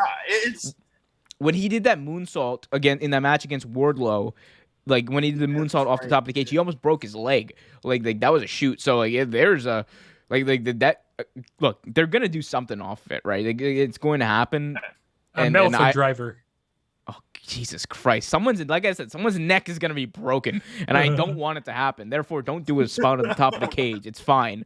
But it's going to be crazy though. It's going to be a lot of Trevor, go ahead. A lot of high flying, a lot of dangerous maneuvers. Shit, you might see a Meltzer driver off the top rope. I mean, it's the Young Bucks and Lucha Brothers. Like, whatever can be done will be done. You know what I mean? Like, and you're gonna see a bunch of super kick parties. it's gonna be it. Honestly, I think it could possibly be match of the night. Honestly, just because of the sheer like lack of a better term, stupidity of the moves that these guys are gonna with reckless abandon that they're gonna do. You know what I mean? It's gonna be a lot of fun. And the I'm marks so are going to eat concerned. this. The marks are going to eat this matchup. The marks are going to be, this shitting all over. They're going to be so happy. This shit. They're like, oh man, this is amazing. Look, I mean, it's going to be. Look. Meltzer's going to give this match like 18 stars. Like that. That's Yeah, Meltzer is going to guaranteed. be busting a nut all over this match. Jesus Christ, demonetized. But Jesus. But like. No lies there. No lies detected. But one thing I will say is that I think what concerns me the most actually is something, Juggernaut, that you said. You're like the fourth person I've talked to about this match that's told me like there's gonna be a Canadian destroyer off the top of the cage, and I'm just like, no, I don't want there to be a Canadian. That is okay. Look, a Meltzer. In all actuality, a Meltzer driver probably is more likely what we're gonna see, but I think Ray Phoenix is actually gonna do something crazy off the top of the cage because he's like that guy. He's the guy. It's him and Nick Jackson. Like they're the ones who do the crazy spots. But not that Penta and Matt don't, but like they're the ones that primarily do that kind of shit. And my concern is I don't want to see a Canadian destroyer off the top rope or off the top of the cage because a Canadian destroyer already needs a lot of coordination to really work. A Canadian destroyer, whatever that is, 10, 15 feet in the air onto a wooden canvas is so dangerous. And I get that these guys are professional stuntmen basically for a living and all that, but it is you don't do that spot. And if you're expecting that spot, I'm not saying you JSP, I'm not saying you Justin, I'm saying everyone out there, if you're expecting this spot, please don't. If you love the Lucha Bros and the Young Bucks, please don't expect it. And if you're the Lucha Bros, just as crazy though. They are. No, these two are crazy enough to do it. Like these two teams are crazy enough to do it. But it's going to be an amazing match. Penta's Ray Phoenix is probably my favorite. I love Ray Phoenix. I just can't wait to see what crazy shit he's going to do. That being said, though, and also I remember that match that Penta and Ray had. It was at an Impact show. Oh, it was like hard to kill or something. It was something like that. Mm-hmm. And they were facing LAX. That was a crazy like a TLC match. They're not called TLC matches, like a monsters ball match. It's like a TLC match basically. That's what it was like over there in Impact. Interesting. So with that being said, who do you guys have winning this match? Trevor. Young Bucks. Even though here's the thing. I want to say Lucha Brothers, right? I really do, but I don't know what way they're gonna go with it. You know what I mean? Like,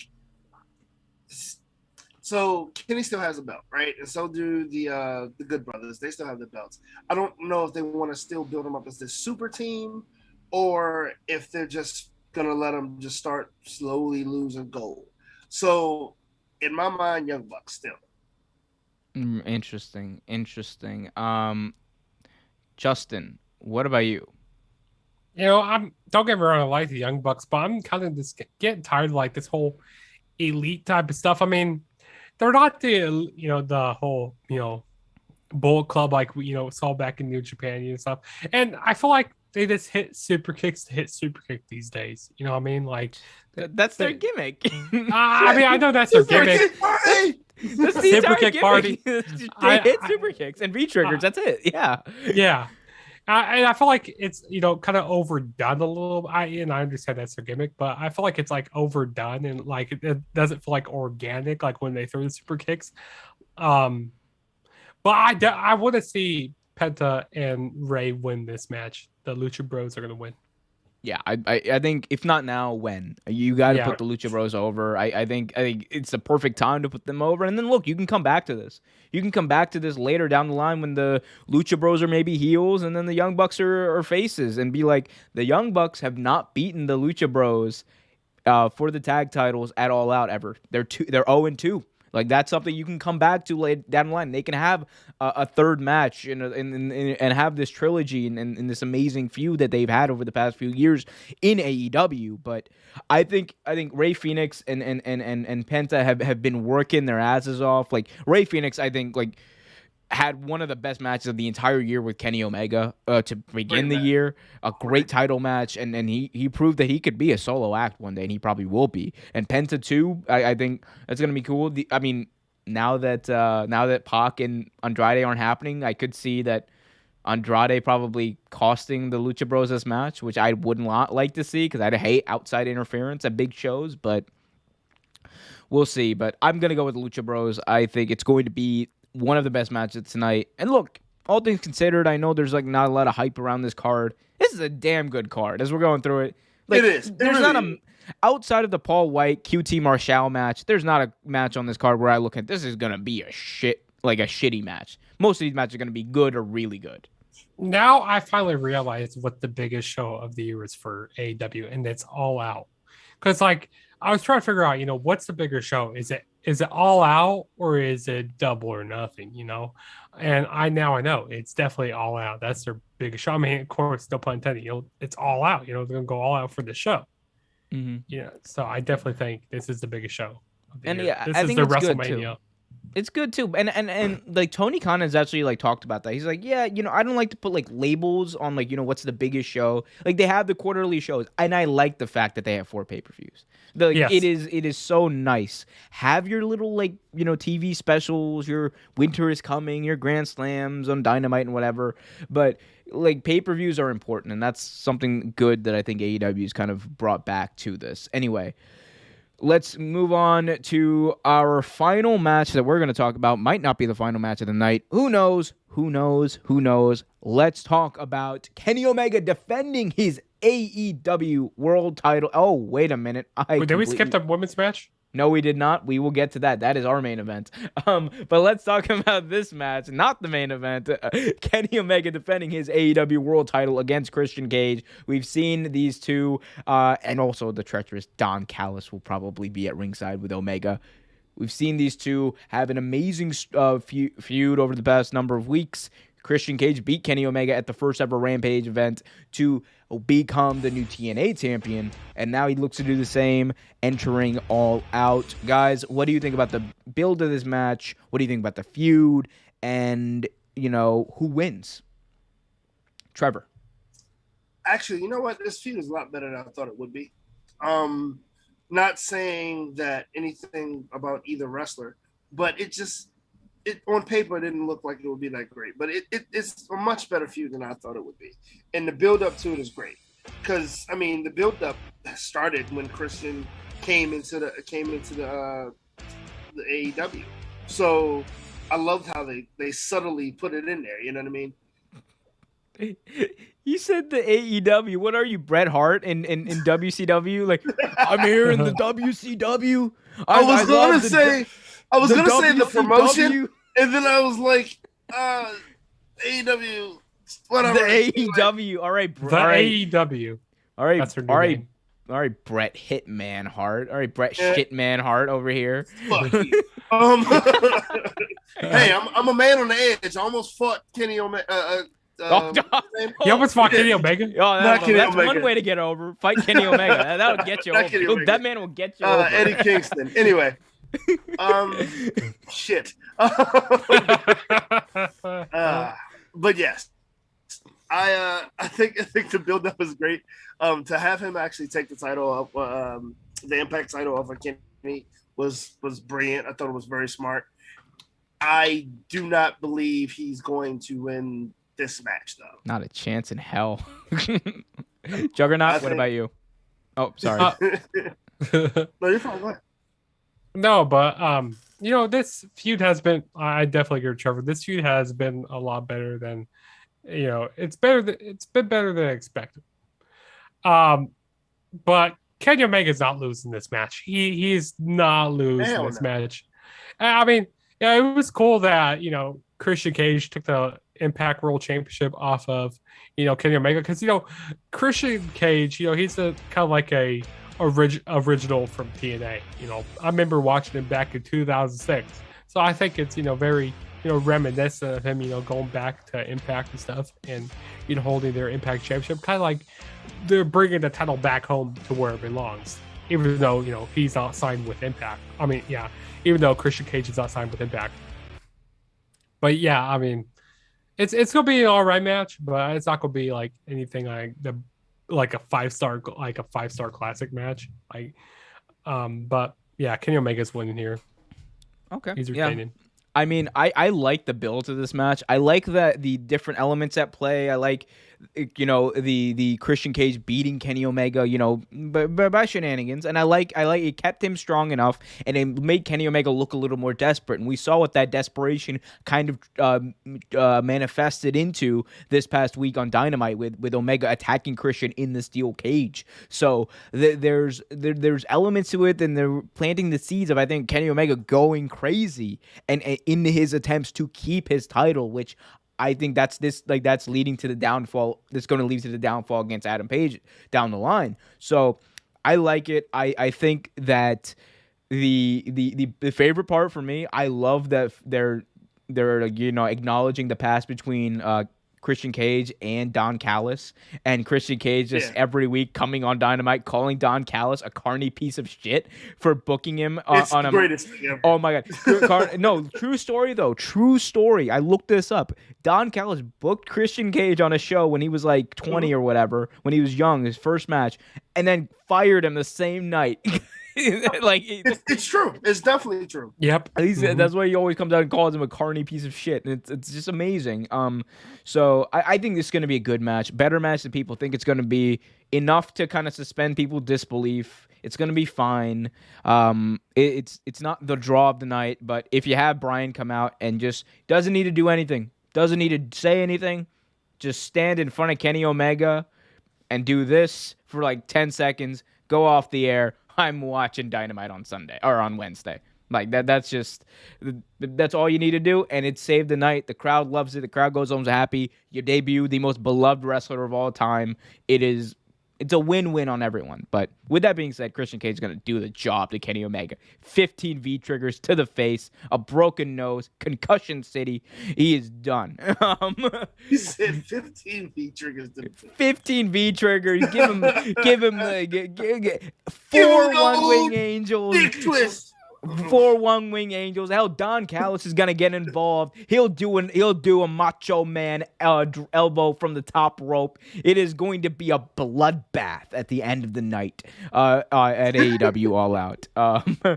But that's just, and then at the end, Kenny Omega will go like 69 me, Don, 69 me. Because you remember that one time when we saw Kenny Omega?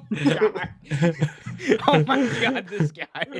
When we saw Kenny Omega and Don Callis, I think it was around Revolution when they had that was hilarious. When they had what was it? Yeah, it was funny. I gotta show you that promo because that was hilarious. I remember it. Yeah, I remember him saying 60. Yeah, that was funny. Yeah, at first I was just like, what? Whoa. Yeah. Oh, yeah.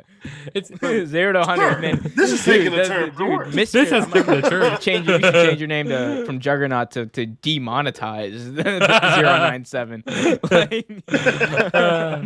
Anyway, but yeah, I think, guys, I don't think the crowd's gonna shit on this match. I think it's gonna be fine.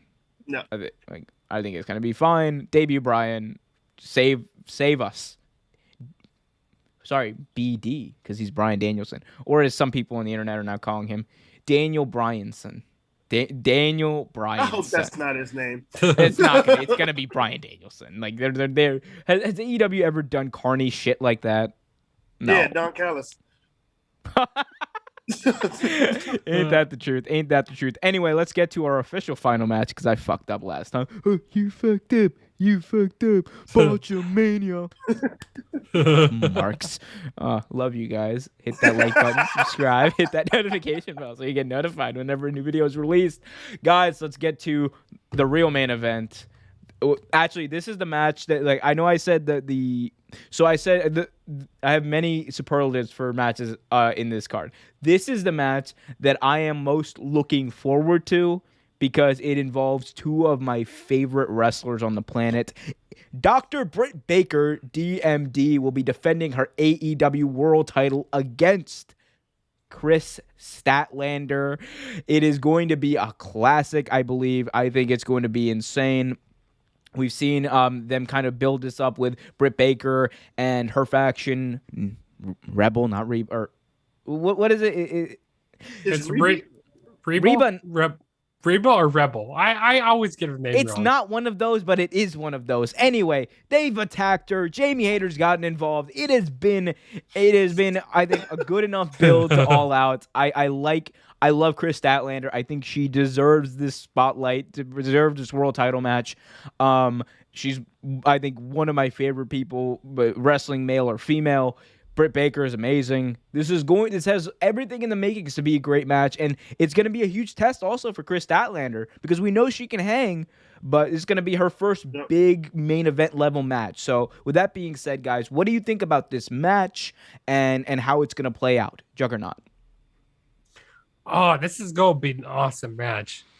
I'm really looking forward to this. But my girl, Britt Baker, she's on top of the world right now, especially that show she had in Pittsburgh, or, as she likes to call it, Britsburg, because that's her hometown stuff. She was so over there.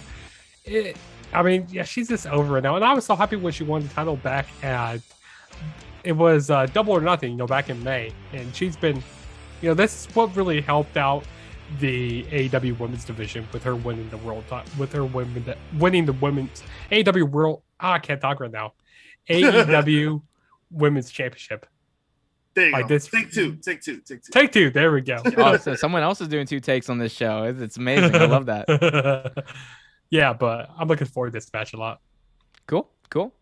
Trevor, what about you? Look, you said it very well, Justin. Like, having Britt Baker as a champion, not saying that Hikaru Shida didn't bring legitimacy to the titles, because she did. The longest running champion in all Elite Wrestling history, sir. Put respect on her name. Exactly. And shut up. But no, I've ranted and raved about Sheeta. I love Sheeta. But no, I think with the addition of Britt Baker being the champion, the addition of women like Statlander coming back, with all the other women they've signed, and hopefully other wrestlers coming. Future coming, Soho. It's the division is getting better, and I like you said, Omar. I think the future of the division is going to be a main event at some pay-per-view. I honestly believe it's going to happen soon. That being said, this match has been marketed very well. The story leading up to this match is amazing. Just everything about this match screams that it could be match of the night. We've said that all night, but honestly, it's true. Every fiber of my being, my brain, my heart, my kidneys knows that Britt Baker is going to walk out of Chicago winning this match.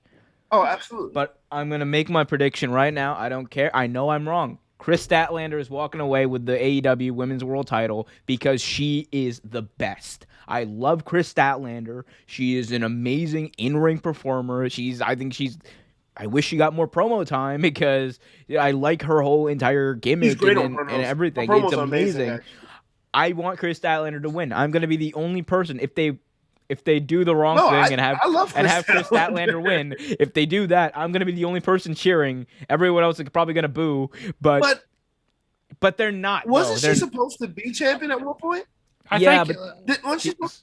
So she was supposed to compete for the title, and then she got her. Then she got injured. Remember, she had the ACL injury in 2020. Yeah. Did she have a match against who was it? Nyla Rose at AEW Revolution 2020. Was it her? Yeah, I think it was her. I thought that was the match that Nyla Rose had with Riho. No, I think that was maybe 2019, somewhere in 2019. Well, we'll fact check that and get it. But who do you guys have winning this match, and why is it Britt Baker? Juggernaut, go ahead.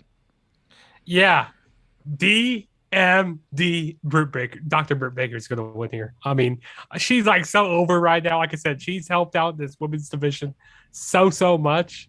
I mean, don't get me wrong. I like Chris Statlander, but I don't think it's her time to win title yet. Maybe wait till like I don't know, AEW Revolution, or maybe, I don't know, Full Gear, or maybe like a Double or Nothing. Maybe like another big pay-per-view to have her win the title, but I don't think it's her time right now. I want to see a long reign with Britt Baker. Trevor. So yeah, I want to see a long reign with Britt Baker as well. I again love Chris Statlander, but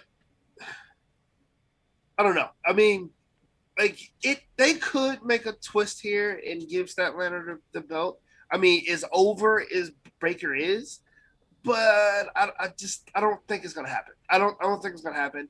I would love to say Chris Statlander, but I'm gonna say Britt Baker. But I would love to say Chris Statlander because I honestly believe Britt Baker's so over. I don't think she really needs the belt. Honestly, I don't think so. I really don't think so. Honestly, CAP. She has that for AEW's. Okay, being serious for the future of AEW's women's division, she needs the belt. She needs to be front and center, holding that title. First of all, they also need to get rid of. I'm sorry.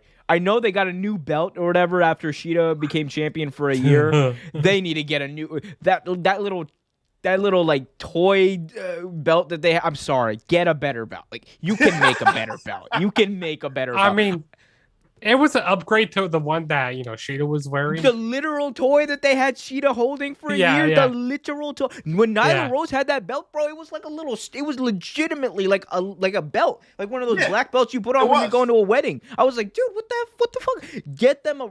Like it doesn't have to. Okay, look, obviously it doesn't have to be huge, right? It doesn't have to be like unable. Yeah, you have to be able to carry it, but like it's got to be bigger than it is. Like it still looks like a little toy right now. I want something. It's not the worst belt I've ever seen, though. No, it's not. The IWGP title is the worst title I've ever seen. The new one? Yeah. Oh, I hate that. That's terrible. It's terrible for multiple reasons. One, it's a terrible title. Two, they got me fucking. They gave me a copyright strike for talking about how terrible it was on this channel. Fuck, fuck New Japan. Fuck New Japan. They're not gonna strike me. Didn't even use any of your shit in this video. I never talk about you. Strike me. Don't do that, please, Gator. Love you. I'm talking shit, but please do not do this. I'm the only YouTuber who put who I'm the only fucking YouTuber out here, right? Who like when New Japan did that, right? I was like I still talked about New Japan talent after that, man. I put Kojima-san over on this show. Fuck New Japan. New Japan. I'm sorry. I'm still mad about that strike. Like I didn't even use it. They're like, oh, you use video. I talked about your product, bro. Your title looked like shit. Like I'm sorry. Go back to the old one. It was the best title in wrestling. It was. It really was. It was. I agree. Fucking. I mean, New Japan, they're so strict about copyrights and stuff. Even if you have like some like graphics of like a show or something, like I think like it's TVS on or something. Sorry. I should be. I'm gonna be real. New Japan. I didn't mean to say fuck you. I know it's not you. That was a work ish. But no, TV Asahi can go fuck itself. Yes. I've emailed back and forth with TV Asahi. They can go fuck themselves. Legitimately. TV Asahi, yes. You are scum of the earth for going around and doing that automatic copyright thing, which you're supposed to stop them from doing. Fuck you, TV Asahi. You're the reason I don't cover New Japan. And if I don't use pictures for some segments. There were some segments on this show I didn't use pictures for or even graphics for. But TV Asahi still likes to block people for that. So fuck you, TV Asahi. Right up the hole. Yeah, because I did a video, I think it was around like the New Japan, what was it? The New Japan Cup or whatever. And I got copyrighted for that. Like, yeah, it's terrible. Man, no, and that's that strike. The strikes are worse because I got strike because they struck 2 of my videos. I was just like, oh no. I got one of them. One of them unfortunately got unbooed. Like they've given me trouble. Have TV Asahi.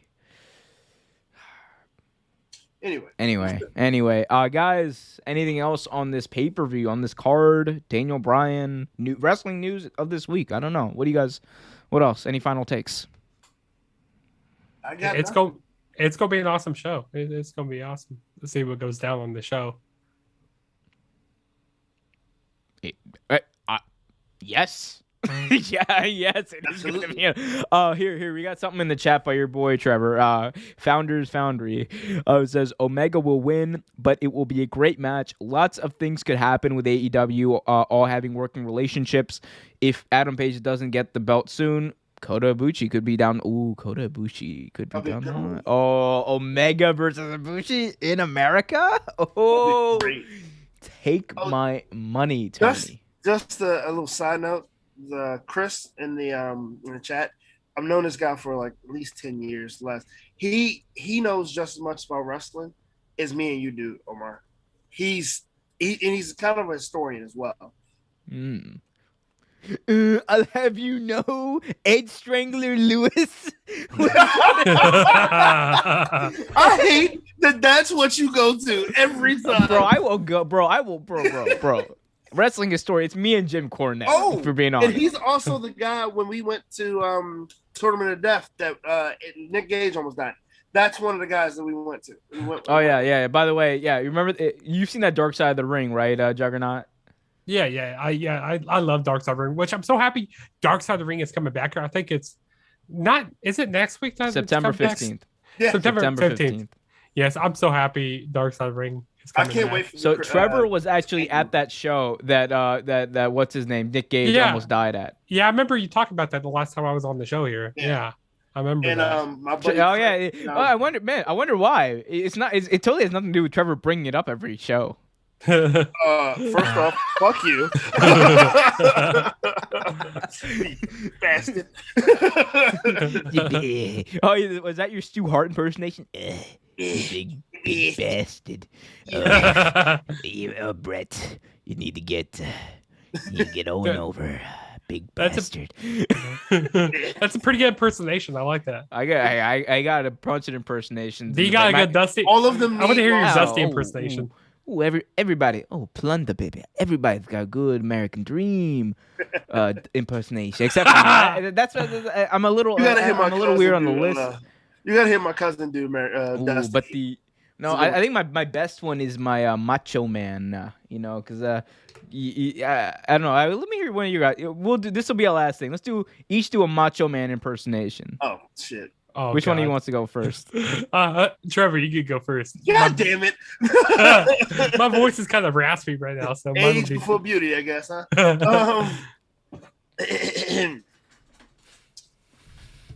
I'm not going to do this. Let's see, Come on, Trevor. Persevere, son. Oh, yeah. That's it. All right. Justin? Okay, give me a second here. Let me get this going here. My voice is kind of sore right now, so let me try to get this. I don't know. Everyone has a cold now. Ooh, yeah. Ooh, Macho Man Randy Savage. Gonna jump around like a spider monkey on your... Yeah, I don't know. What? That was great. I don't think Macho's ever said that. I don't think... Gonna get you like a spider monkey. Ooh, yeah. I think that's a Dusty and Macho Man combination. I think jump. I was kind of concerned on what he was gonna jump on for a second, but it's like I'm confused that this is Spider Monkey. Anyway, I'm upset that there's a Spider Monkey jumping around here.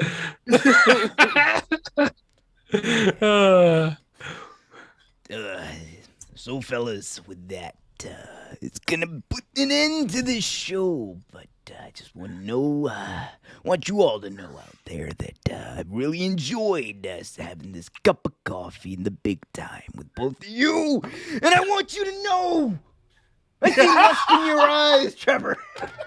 I'm done. Good job. Good Amazing. I will. That's like my favorite Macho Man line ever.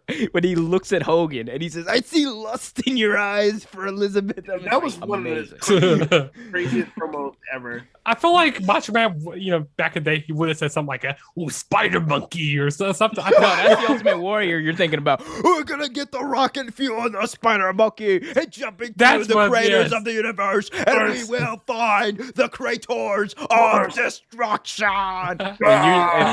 And you're just sitting back there and saying, like, man, cocaine is a hell of a drug. Like, what type of drugs are you on right now? Cocaine. Warrior? Cocaine. That was the 80s. LSD. No, it was the 80s. It was just look at Hulk Hogan, yeah. bro. Notice how Hulk Hogan, when as soon as WWE or WWF, like they started implementing like a real drug policy, like in the early 90s, his promos went from brother to like brother. Like it was there's a reason for that, buddy. Anyway, allegedly. Anyway, guys, with that being said, I've enjoyed talking to you guys for the past 2 hours now about pro wrestling, about All Out. It is going to be a fun time. Justin, tell people where they can find you and more about yourself. So yeah, you can find me on youtube.com/juggernaut097. I do a whole bunch of wrestling reviews on there. I do pay-per-view predictions. I do pay-per-view reviews on there. And also you can go follow me. You can see my Twitter right there on there, the true JSB. And yeah. Cool. You can also find Trevor at I have to say it. We've done 25 shows together. I thought there would be some more synchronization, bro. We're supposed to be a functional tag team, and we're out here acting like fucking Marco Stunt and Brody Lee Jr. out here with our terrible coordination. How dare you? Trevortainment.com, not .com, but Twitter. Twitter.com/Trevortainment. That is TER. I'm old. I don't know these things. RTAIM.